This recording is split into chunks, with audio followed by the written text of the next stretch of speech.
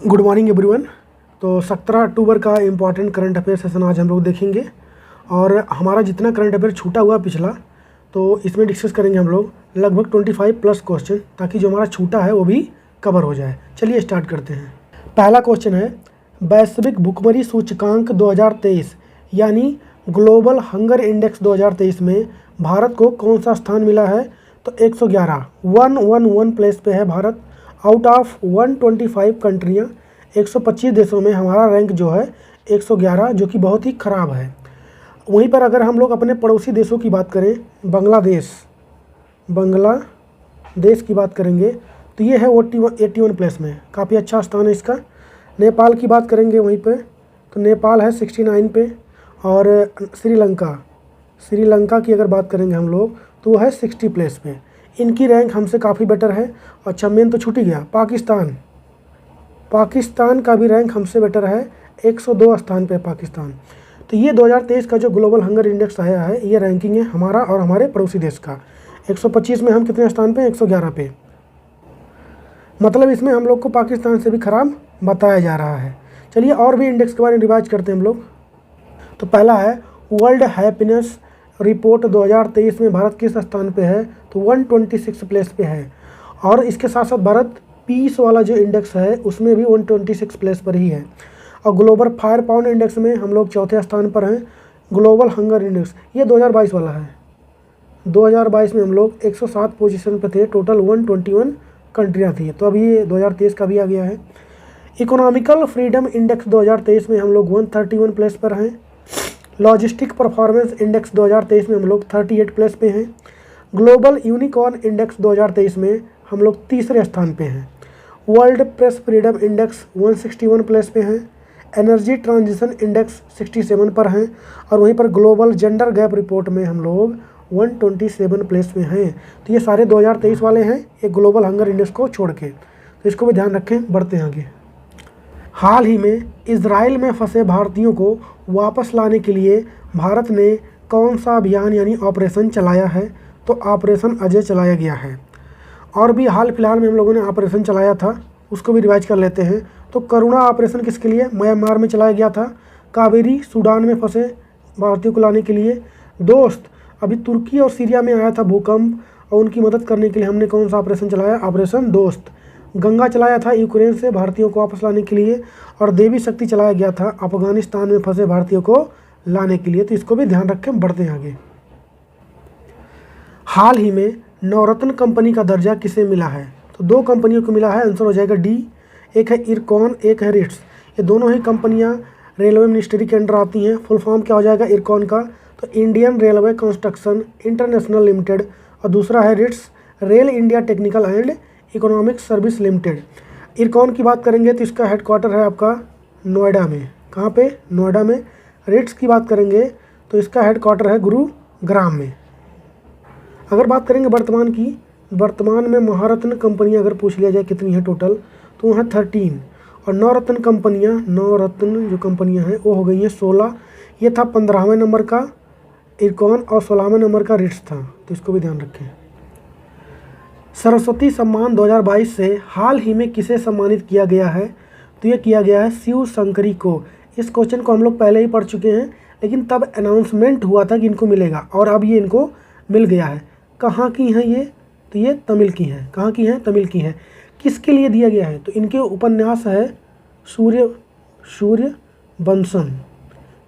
उपन्यास के लिए इनको दिया गया है। कौन देता है सरस्वती अवार्ड जो होता है? तो के बिरला फाउंडेशन, इसके द्वारा इसको दिया जाता है। कब से इसकी शुरुआत हुई? तो 1991 से। और पहला वाला अगर पूछ ले कभी किसको दिया गया था, तो ये दिया गया था हरिवंश राय बच्चन को पहला वाला दिया गया था। इसको भी ध्यान रखें। और टोटल यहाँ अगर बात करेंगे कितने भाषा में दिया जाता है, टोटल 22 भाषाओं में इसको दिया जाता है। इसको भी ध्यान रखें। हाल ही में सत्यजीत रे लाइफ टाइम अचीवमेंट अवार्ड पुरस्कार के लिए किसे चुना गया है या दिया गया है?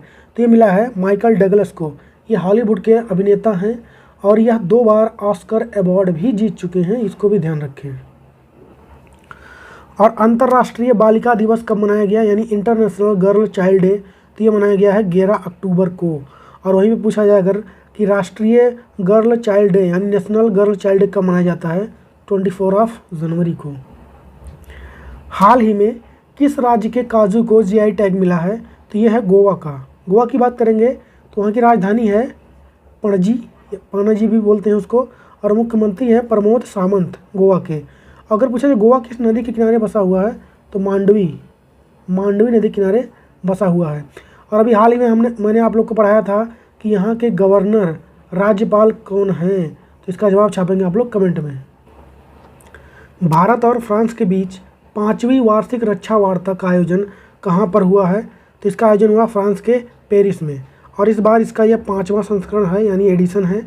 और भारत की तरफ से डिफेंस मिनिस्टर राजनाथ सिंह ने इसमें भाग लिया है।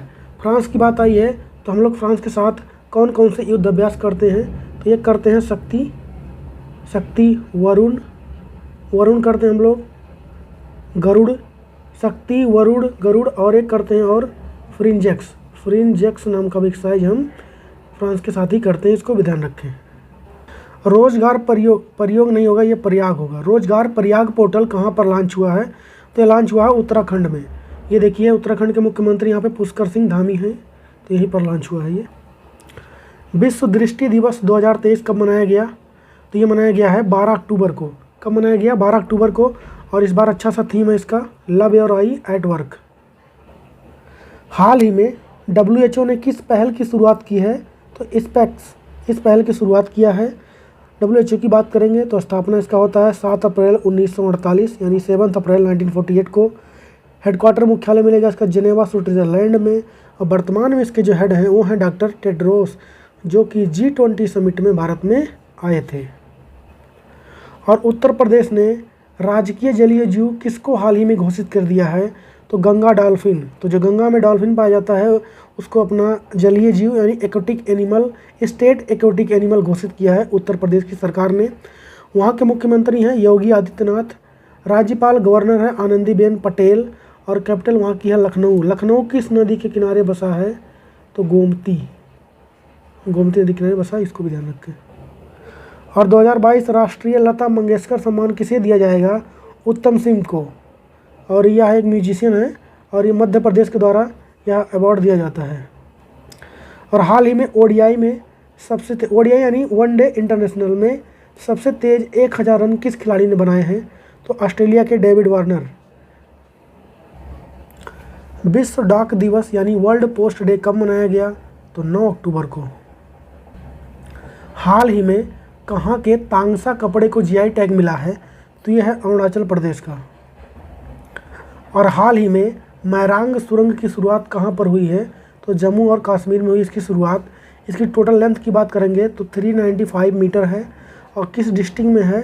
तो रामबन, जम्मू कश्मीर के रामबन डिस्ट्रिक्ट में है ये। और किस नेशनल हाईवे पे बना है? तो NH-44 पे। हाल ही में जेएनयू ने किसे मानद डॉक्टरेट उपाधि से सम्मानित किया है? तो ये किया है तंजानिया की सामिया सुलूहू हसन को। यह तंजानिया की रहने वाली हैं। तंजानिया की बात करेंगे तो कैपिटल वहाँ की क्या है? डोडोमा। करेंसी वहाँ की है तंजानियन शिलिंग। और तंजानिया यानी अफ्रीका की अगर हाईएस्ट पीक की बात करेंगे तो उसका नाम है माउंट किलिमंजारो। और ये कहाँ स्थित है? तो ये भी स्थित है तंजानिया में, इसको भी ध्यान रखें। हाल ही में युवा मितान परिवहन योजना कहाँ पर शुरू हुआ है? छत्तीसगढ़ में हुआ है। छत्तीसगढ़ की बात करेंगे तो मुख्यमंत्री हैं भूपेश बघेल, राजधानी है रायपुर, और वहाँ के गवर्नर हैं विश्वभूषण हरिचंदन।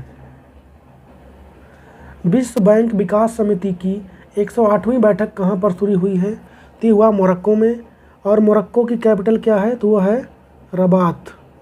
क्या है? रबात। विश्व कप में सचिन तेंदुलकर के सबसे ज़्यादा शतक के रिकॉर्ड को हाल ही में किसने तोड़ दिया? तो हिटमैन रोहित शर्मा ने इसको तोड़ दिया है। और साथ ही साथ अंतर्राष्ट्रीय क्रिकेट में सबसे ज़्यादा छक्के यानी 6 लगाने का भी रिकॉर्ड इनके नाम अब हो गया है।